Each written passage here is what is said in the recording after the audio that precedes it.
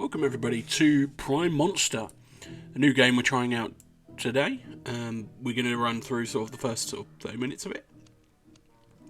So Prime Monster is a card battler with a very political theme. It seems very heavily based on sort of the UK political system. We're running through the tutorial for this one, but as you'll see, we run through the tutorial. It's all about gaining popularity within Parliament, either opposing or supporting different policies that either you or your opponent wants to get in. And let's see how we get on. So as you can see, we've got our MPs to one side. We are the big orc guy. Like I say, this is the tutorial, so this is just going to take us through what's going on.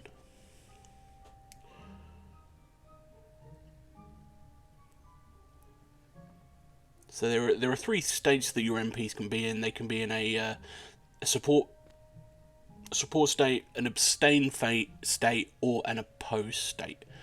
And again, depending on which side of the box you're on, you either want to oppose something or you want to support something. Abstaining doesn't help anybody.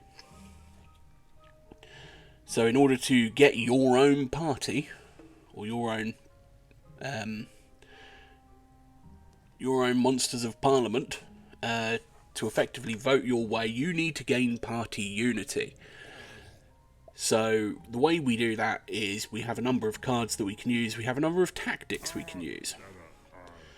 So at the moment we've got access to a single tactic that takes political capital in order to use, which is a limited resource that you have sort of throughout these debates. And throughout your runs, you'll have a limited amount of political capital. This does have some roguelike elements to it, so you can increase your political capital and increase and sort of change the sort of cards that you have, change the tactics you have, and that's all very much dependent on what the run will give you. So you could do one run, and you could get given, you could get offered a set of tactics, and then you could do a completely separate run, get a completely different set of tactics. So you'll have to change the way that you play. So at the end of each sort of round, the Shrieker will call for the vote, and this is where you'll find it. Who's won on either side. So we've just defeated the motion to have a long and boring tutorial. As all good politics should be. Well, I don't know about that. But in the game, we have decided not to have a long and boring tutorial. So now we get into a bit more of the meat of it. So as we are just starting out, we are the opposition party. So we are opposing the Prime Monster. So we want to oppose everything the Prime Monster does, because politics. We don't want the Prime Monster to get any support, we don't want him to get through anything. Regardless whether he's good or not, we're going to oppose it. So now we're in our first sort of proper debate. We are going to oppose the Troll MP here. So the way we're going to do that is we're going to either attack him to reduce his unity, or we're going to unify our party. So if we unify our party, we fill our red bar up in the top corner. That's going to change one of our MPs to support or oppose his our opponent's standpoint. If we attack our opponent and reduce his purple bar beyond its total, we will change the mind of their own MP. So we've got a few options when doing these debates. We can either just fully focus on our own MPs, gain as much unity as possible, get all of our MPs to support us, or we can go on the offensive and try and get their MPs to support us. It's not just a case of being able to do a sort of one thing, because if you're always on the defensive, you're always potentially going to get attacked.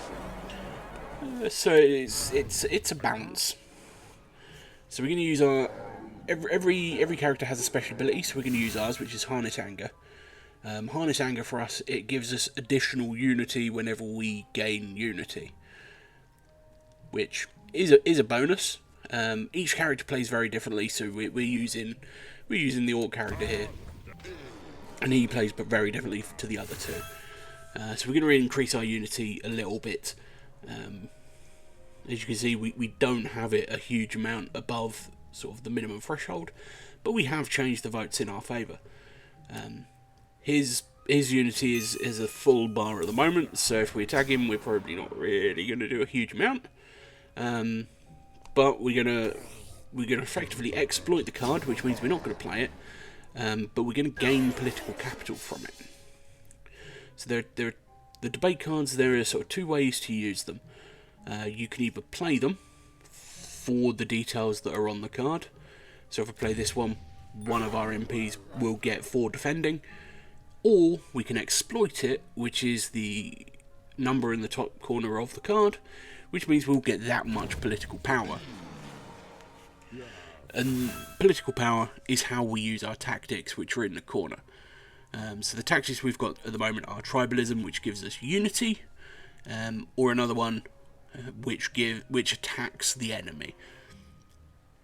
So again, you can kind of see the builds that you can do on this one. So I pick the unity option there, because what that will do is it will give us a little buffer, so if they attack us, our unity is not going to drop below that 0 point. So there are a number of cards within builds that are classed as dirty tricks. Politics should be a nice clean debate against people, two political parties. However, dirty tricks can be used, so you can, certainly in this game, knock out other members' MPs. You could stun them. You can take them out completely. However, using these brings you under the watchful eye of the Shrieker. If the Shrieker catches you, i.e. rolls a number that has an eye on it, or a 1, you will be caught and you will lose you lose one of your MPs. So it is a gamble. The cards can be very effective, but you're gambling, potentially risking one of your MPs for an added bonus. Whether that's worth it, well, that depends on the, that definitely depends on what you're going for. And again, the Shrieker only can roll 1 to 6 each time, and every time it rolls a number that isn't a 1, it converts that number to a 1. So the odds of you being able to do it sort of decrease, or it gets more and more difficult the more dirty tricks you use. So I'm going to exploit that dirty trick, get some political capital from it. It is also worth noting that your opponents can also use dirty tricks. The Shrieker's 1 to 6 is a shared pool for both you and your opponent. So if your opponent starts using dirty tricks, you probably want to at least get a couple out there just to start with, to make his life a lot easier.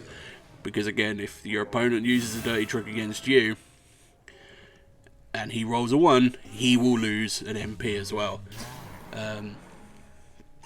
I mean, I absolutely love this game. I think it's a very fun interpretation of sort of the political system. So we absolutely win that debate. We get support from our own team, or our own MPs, plus we managed to convert a couple of theirs to support us as well. So when you win a debate on this, you can get a number of different items. So you get legacy. That is effectively your score for the run. The higher the legacy, the more score you have. You want to try and build that as high as possible. certainly in subsequent runs that I add to this channel, we aim to get as much legacy as possible, because it's a roguelike game. You want to build the highest score we can get. You can also get money. You can also get an increase in popularity at the polls. There are some other things that you can get as well. When we get into our sort of next video for this, you'll see some, which I'll go through then. After each debate as well, you also get the option to sort of have different cards and tactics to upgrade. Again, different debates will give you different rewards. This one gave us a tactic. You always get to choose which tactic you have, and you'll often also get to upgrade a card. So upgrading a card will change the way it works, and you get two options for most cards. As you can see, for this one, we get one where we can roll it and they'll become a fanatic, or we can roll it and they'll become more defensive. After each debate, there's also a there's also a newspaper which is very much satire, and some of them are really quite funny with the headlines. So now we are as we are the opposition party, our job is to effectively make decisions, grow our legacy, and oppose the Prime Monster. So at the moment we've gained some more sort of party authority. The higher the party authority, the more cohesive your party is, and the more MPs you'll get that start with your point of view. So effectively, the higher your political unity, the easier it is to get your MPs on your side. It's not always the case, but it's the way it generally is. And again, as with any sort of roguelike game, you lose if you lose complete party unity, you will be kicked out as party leader because your party won't want you. If you lose, all of your, sort of poll status, again, you won't get voted in. You won't become Prime Monster, and that's the aim. Certainly in this early stage, the aim is to become Prime Monster. So as all good politicians do, we have to make decisions that are best for our people. However, as with most political parties, we're going to do what benefits us. So we have some options. We can either lose some poll rate and gain some money, or we can gain some political influence. We're still in agreement for a bit of political sort of poll rating, so that's not too bad. But we're going to go for the decrease of poll rating, but we get the money. So next one, again these are also sort of quite funny at times as well, and again these do very much change, the way debates handle. This game has a really good way of giving you decisions that effectively the sort of game remembers it, so that you can make a decision and then it can completely bite you in the bum in your next debate, because you've now got to deal with the decision you made 10 minutes ago. Again, as politics is a bit of a mess, this shows that pretty well. So now we are fighting the Prime Monster himself in our first official non-tutorial debate. So because we picked up that tactic, we're going to start defending. Any MPs defending, they defend you. So if our opponent tries to do damage to us, it will first get soaked up by any defending MPs, then it will come off our unity. We're also going to start off with a dirty trick, and we get caught. Very unlucky roll for that one. So we are going to, unfortunately, lose one of our front bench MPs that were defending us. Not ideal, because we now have less we physically have less MPs than our opponent does. So we are going to have to get them to vote, one of their team to vote for us, or none of them to vote for him.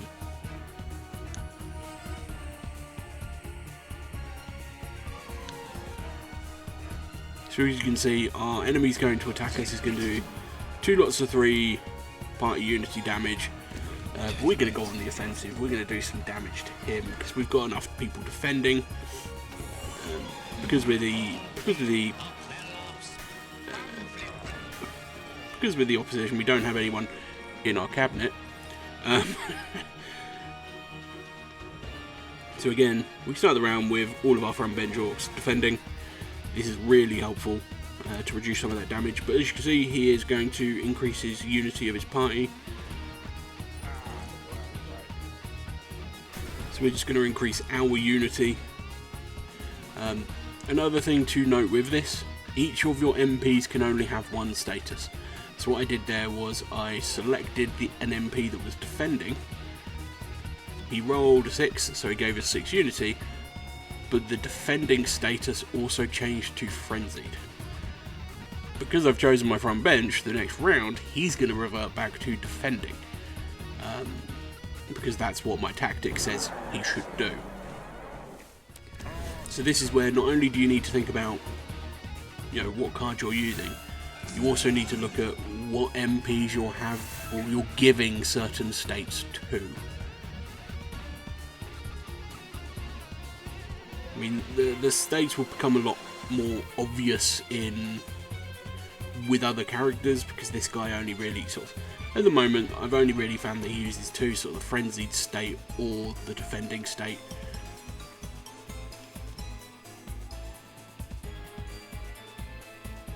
So as you can see, I'm debating whether to use this tactic to remove frenzy and gain my special ability a bit more, because my special ability gives me a lot of unity, reduces their unity, but it reduces the frenzied, and the frenzied will also give me bonuses as well. So we're going to exploit for political power and just do some damage. Do some good old-fashioned political damage to him.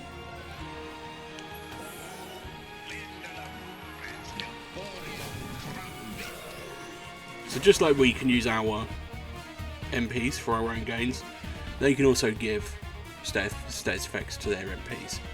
So one of their MPs is disrupting me, which means I'm going to take more damage. So ideally, we want to stun him. If you stun, kill, knock out the MP, it will remove whatever effect that they've got that they're using.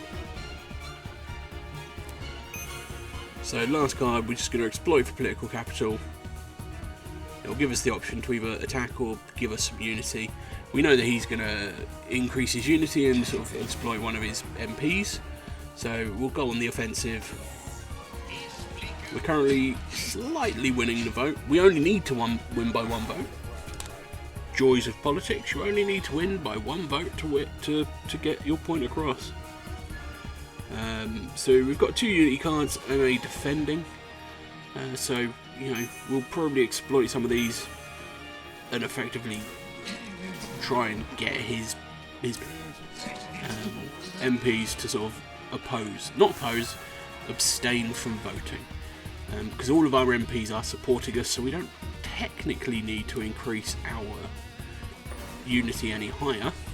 We can for additional benefits, but we technically don't need to. So, because he's going to do some damage, our defending MPs are going to sort of defend us and make sure that we do not take that damage, so we can effectively continue ramping up, going on the offensive, and deciding whether to gamble again. I mean, he has got a jeering, so it'd be nice to take that out. We do go for the gamble. We stun him, we get rid of that status effect. But do we get caught? No. But now that 6 reverts to a 1, so the next time we do a dirty trick, it is more likely that we are going to get caught. So as we do this, we're going to use our Harness Anger, because again, Harness Anger gives us unity, it also removes their unity. So because we've used our Harness Anger, we've reduced his unity. We're going to exploit the card for political capital, and we're just going to continue attacking, because again, we're already 5 votes to 3. All of our MPs are opposing, which is where we want.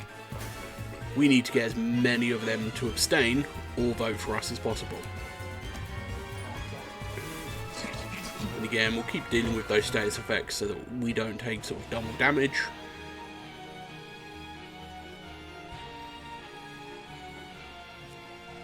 And we'll probably exploit a few more, and again just go on the attack, because we don't necessarily need to continue with the unity at the moment. So each tactic that you can see, we can use it a set number of times each round. So it's not each debate, it's each round. So that the one that attacks, we can use it twice per round, and it costs 1 political capital to use.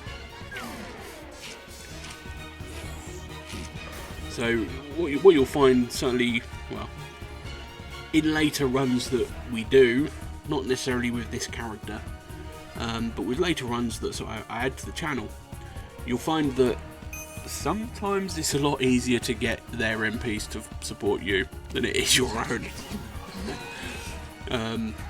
You know, different characters work differently. So in order to get their MPs to support you, you first need to get them all to abstain. And then any other additional unity damage you do to them, so any full bar that you go down, their MP will revert to your way of thinking. This game has a, you know, it's a fairly small game. There isn't, you know, there's only sort of 3 main characters at this point in time, but it has a lot of tactical depth that you can do. Each character feels drastically different the way you can do it. You know, they all play fairly different. The Orc is a fairly sort of basic guy, as all Orcs should be, really. You know, he just does some defending, basic attack, basic unity. Again, you can change that within the tactics, but you know that's his bread and butter. Bit of attack, bit of defense. You know, he's fairly balanced on that side, whereas there are other characters that are very much about all full-on attack. You know, other characters that are a bit more cheaty, shall we say, because, you know, who doesn't love politics without a good bit of cheating in it? Where you can get your MPs to vote more than once. Good old politics.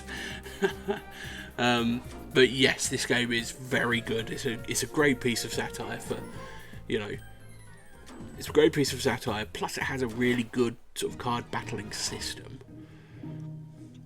You know, the only downside that some people could have, it does have a bit of a very British sense of humour with a lot of sarcasm in it. So if that's not your thing, I completely understand. But our legacy is growing because we've won that debate. We are now on to election night. So we're going to pick our tactics. I'll call it there and sort of continue so you can see us winning the election because we've got a positive poll rating. But I appreciate the watch. Like and subscribe if you like this video. There'll be more of this on the channel next week alongside our Mouse PI for Hire, as well as a Battletech playthrough coming up as well, which will be a bit more of a staple on the channel.